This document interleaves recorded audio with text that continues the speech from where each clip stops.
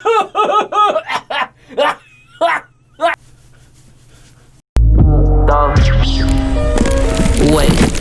I got on Rapzilla. Shout out to Soul Silla. There ain't no money, won't fulfill him. Sign with him for a good price, eternal life. Go figure, my God, a Ladilla. Yo, God, that your dealer, all doing the. What's going on, guys? My name is Swaizy, and today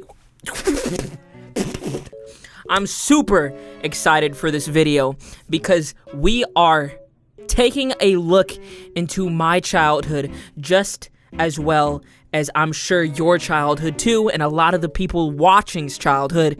We are looking at one of the most iconic Christmas movies ever, and one of my favorites. So, I'll let you guess, because you haven't seen the thumbnail. First off, my first clue, Christmas movie. Second off, second clue, trains. You got it? You're right. Today, we will be talking about Santa's Little Engine. Just kidding. The Christmas Train. Just kidding. Obviously, we're talking about the Polar Express, the only Christmas train movie that's even worth talking about. And one of the best. I personally have this movie very near and dear to my heart because the only thing I remember from my elementary school, other than the kids bullying me, were that every single time before we went on Christmas break, we would have this Christmas celebration where we could stay in our homeroom for a whole hour and a half to 2 hours watching the Polar Express while getting high off of candy canes. So without further ado, grab yourself some popcorn and a drink because you're gonna get thirsty after eating the popcorn.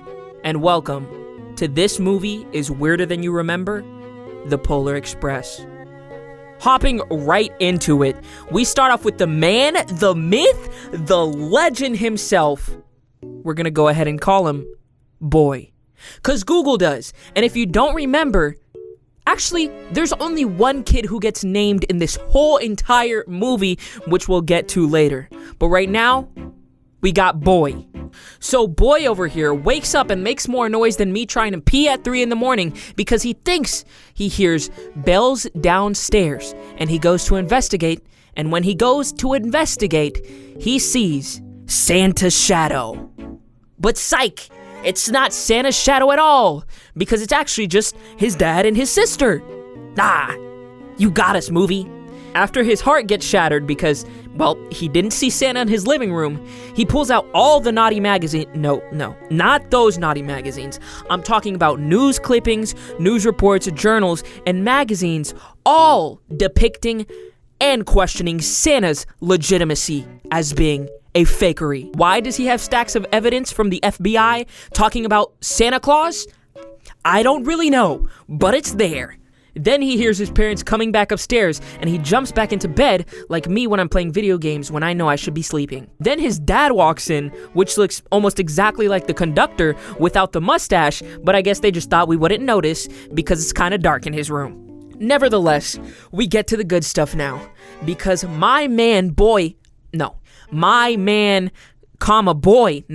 that's incorrect. I don't know grammar. My man Boy over here hears a tornado rushing through his neighborhood, and we know that to be the Polar Express. Insert the conductor who's modeled after Tom Hanks, and he asks the boy if he's gonna get on the train to ride with him to the North Pole.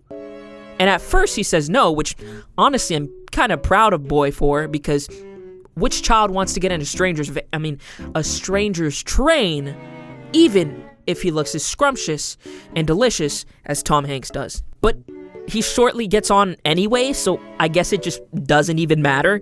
And I also noticed this, the front of the train is abbreviated to PE, obviously for Polar Express, which is something I was definitely morbidly afraid of my whole school career.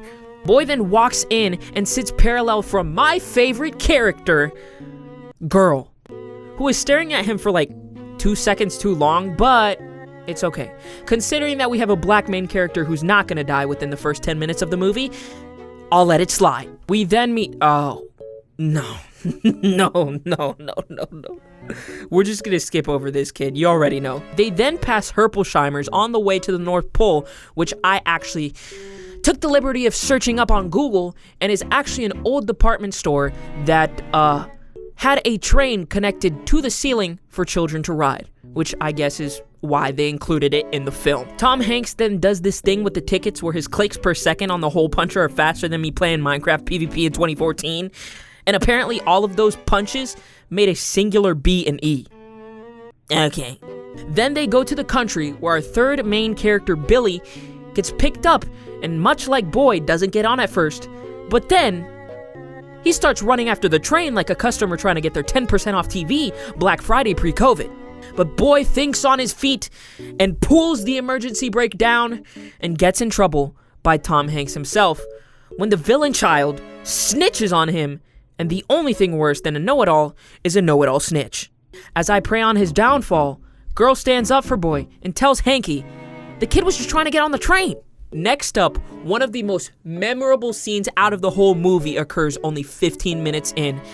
And if you know what it is, you already know what it is. Yes, Tom Hanks performs the 4-time Grammy-winning banger of a song, Hot Hot, Ooh Hot Chocolate.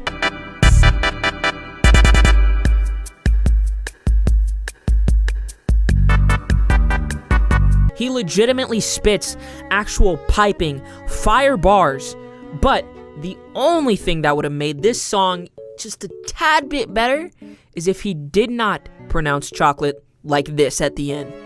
Chocolate! Also, you just can't tell me these chefs are not the same dude, but I'll let it slide because the animations were honestly state of the art for the time. And again, I gotta give credit where credit is due.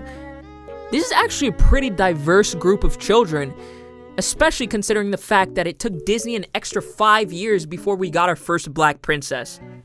After that, Girl goes with Tom Hanks to give Billy some hot cocoa because he missed out because he's sitting all by himself in the other train cabin. Boy then sees that Girl left her ticket on her seat, and instead of just, I don't know, waiting on her to come back, he tries to follow them, and guess what? Oh, those train cabins are definitely dapping themselves up. But he loses the ticket, and us as an audience, we go on a 2-minute montage where the ticket is being trampled by wolves, eaten and regurgitated by a bird, turned into a snowball, and then lands back in the freaking cabin of the train because Christmas magic! When they come back, Tom Hanks interrogates the girl, and she says she left it on her seat. And so, Boy stands up and shuts the whole show down. He says, I am the one who lost your ticket. Because he was. All of the kids stare at him, which I actually find kind of funny, because if this was in the present day, I don't think any of these kids would really care and or be paying attention to one singular person. Also, if this was in the present and these kids had phones, it'd be a completely different movie. I mean, could you imagine that? Oh my gosh. Boy lost girl's ticket. Tweet. Boy then finds the ticket and proceeds to do the most by going Mission Impossible mode and trying to track down Tom Hanks and Girl via the roof. You then meet this character who honestly is probably one of the most scary characters out of the whole film, whose name is Hobo, who's also voiced by Tom Hanks, which honestly, they need to pay Tom Hanks a lot because he's like 14 different characters in this movie. And Hobo helps Boy on his journey to the front of the train. He then asks Boy this really creepy question. Do you believe in ghosts? I thought this was for children. Anyway, Hobo disappears a couple times, and Boy has to continue by himself. But eventually, he does get there. After Boy finally gets to the front of the train, he meets up with Girl, Tom Hanks, and Pinto and Rigetti from Pirates of the Caribbean, where they try to screw in a light... Not even screw in a light bulb. They just slam that guy in there because I guess that's just more efficient. The engineers then scream for the kids to brake because... Caribou! Where there has to be at least 100,000, maybe even 1,000,000. Which honestly, in my opinion, is a pretty spot-on estimate. They then figure out to move the caribou, the best way is to pull on the beard of the skinny engineer by screaming? which honestly just scarred me as a child. Tom Hanks then tells them to proceed with caution, but the fat engineer decides to recklessly lose the hairpin that I guess allows them to go slower, so they just speed up and go through Glacier Glizzy Gulch and through a frozen lake where the hairpin has enough power to do this. Of course, they survive, because how could they not? Apparently solid steel train cabins can just do this now. Boy, girl, and Hanks get back on the train where they pass a particularly creepy cabin where old toys have been mistreated and stored to be recycled and refurbished, which Tom calls re-bicycling. And let me just say, this next scene has to be one of the weirdest and creepiest scenes of the whole movie, because when Boy falls behind Tom Hanks and the girl, he gets locked in the room by himself, and a creepy Scrooge doll essentially jump scares Boy into not believing in Christmas. I thought this was for children. To be honest, I still pee a little when I see this scene. You gotta remember, I was literally like 4, and watching this scene was one of the scariest things, and it's been etched in my mind ever since a child, and I simply can't get it out. You then get this extreme contrast to the previous scene when we hear Billy sing like an absolute angel, and then girl joins in with him because I guess this song in their world is just super popular. Hard to be alone. After a stellar performance, if I do say so myself, Boy just stands there like, dang, I wish I could sing. And then they finally get to the North Pole. I like it, cut G. After they see Billy down bad, sitting alone like I was throughout my whole middle school career, they convince him to get off so they can see Santa when the cabin breaks off from the rest of the train and they go on yet another crazy roller coaster adventure. And I do have to say this, if this movie was made in the era where they were making all of the kids' movies in 3D, this would be an amazing 3D movie, because literally 75% of this movie is just action sequences. Girl hears this bell and then tells Billy and Boy to follow her through the tunnel where they see essentially the Batcave for elves. Of course, in this Batcave, they determine if a kid has been naughty or nice. Billy and the gang of mischievous unnamed children then figure out a way out when the elves flat out give a commercial on this piece of machinery called the pneumatic. Of course we're taking the pneumatic. It's the only way to get to the square on time. Do you smell that? Oh, gosh. Plot conveniency. Except, psych, you thought it was convenient because the pneumatic doesn't even take them to the square. They stop at this weird gift wrapping location where I guess instead of just going back in the pneumatic and actually going to the square, they decide to follow these big yellow arrows.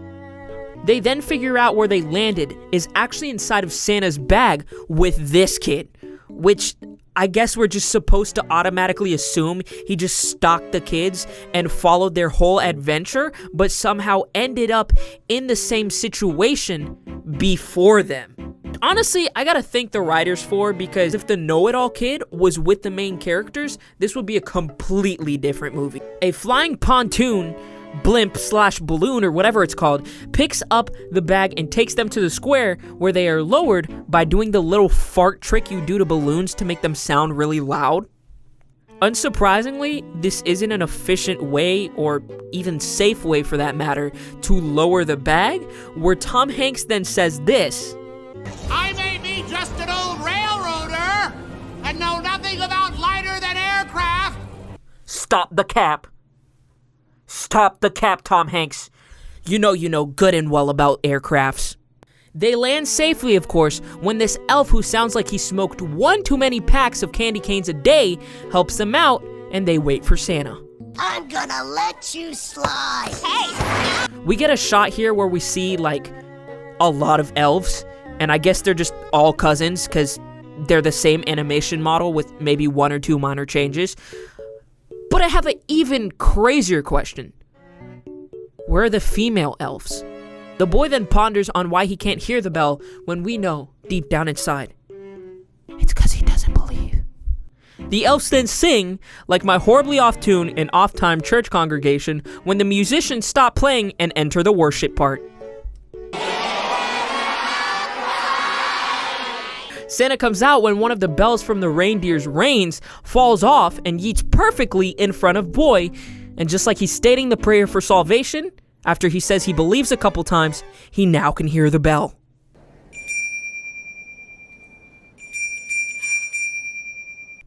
I would just like to point out some weird stuff that I just saw with this scene. Like, for example, this elf who clearly seems to be on some drugs because he's tweaking and his motions have nothing to do or any correlation with the story. And also, obviously, this crowd would definitely not fly these days. Santa then gets to pick one of these lucky children to give away the first gift of Christmas. And I bet you can't guess who gets it. Yes, Boy gets it. Obviously, who else would it be? And instead of this man asking for something that would actually be useful, like money, or a house, or a PS5, or an Xbox Series X, or a trash can to throw that Xbox Series X into, he's literally standing in front of Santa. He could ask for anything. He asked for the bell. And yes, I know, it's magical. It's a magical bell. It's still a bell. The true spirit of Christmas lies in your heart. Better keep that in a safe place. Foreshadowing. After Santa flies away to ship out all the presents, people get turned up and lit to an elf party. And oh, there are the female elves. I guess they were just waiting on their boyfriends to dance with them because that's their only purpose in this whole film. Everybody gets back on the train so they could go home, and they wait for Boy to walk in so he can show them his magical bell. But he remembers, oh shoot! He must have put it in his only pocket with a big freaking hole in it. Sad, yes, I know, very sad. It's not over yet though. They drop off Boy, and he gets to say goodbye to his homies and homettes, while Tom Hanks gives him just an incredibly deep quote. One thing about trains, it doesn't matter where they're going. What matters is deciding to get on. He walks in his house when he sees Santa has not yet arrived, so he goes to sleep. When the next day, his sister wakes him up, saying, Wake up, Santa's been here. And then he accidentally breaks the same pocket which has already been broken, which can only imply one thing, and one thing only. That the best and most unique ending to a story has just occurred. It was all a dream. He sees a present in the back of the tree with his name on it, and you won't believe what's inside. Yes, the magical bell. And along with that, he also gets a cute note from Santa and a couple recycled refurbished toys. His parents just don't question the bell, although they know neither of them placed it there, and say, "Aw, shucks, buddy, I guess it's broken. It just must be broken." Because they can't hear it when we know deep down inside. They just don't believe. And to end off such an amazing story, we get this beautiful monologue from Tom Hanks. Even Sarah found one Christmas that she could no longer hear its sweet sound. Though I've grown old, the bell still rings for me, as it does for all who truly believe. Oh my gosh. It can't be over. There you go. That is the Polar Express. Honestly, although it might have seemed like I was bashing on this movie at points, or maybe even throughout the whole video, I would like to say that this is still one of my favorite Christmas movies, if not my favorite Christmas movie. It holds a lot of near and dear memories, and honestly, I think those same things that made it kind of weird and nonsensical also gave it the same magic that I was looking for, and is probably why I remember it so vividly. The soundtrack was great, the characters were great, the animations were state-of-the-art, and most of all, we love Tom Hanks. And I don't think you should be overanalyzing it like me. I think the Polar Express was exactly what the Polar Express wanted to be. Just a great movie about keeping the childlike magic of Christmas alive. But with that, I hope I was able to bring back some nostalgia or maybe even refresh your memory on such a beautiful movie. This video right here took me at least 20 hours to make, so if you did enjoy, I would love to hear your feedback on what I should do next time, maybe even a show or just another movie. And also, I would love to know what your favorite scene from the whole movie was or your favorite memory from the Polar Express, and I'll be pinning my favorite comment at the top. Thanks for watching. My name's Swaizy, and I'll see you guys next time. Chugga, chugga, chugga, chugga.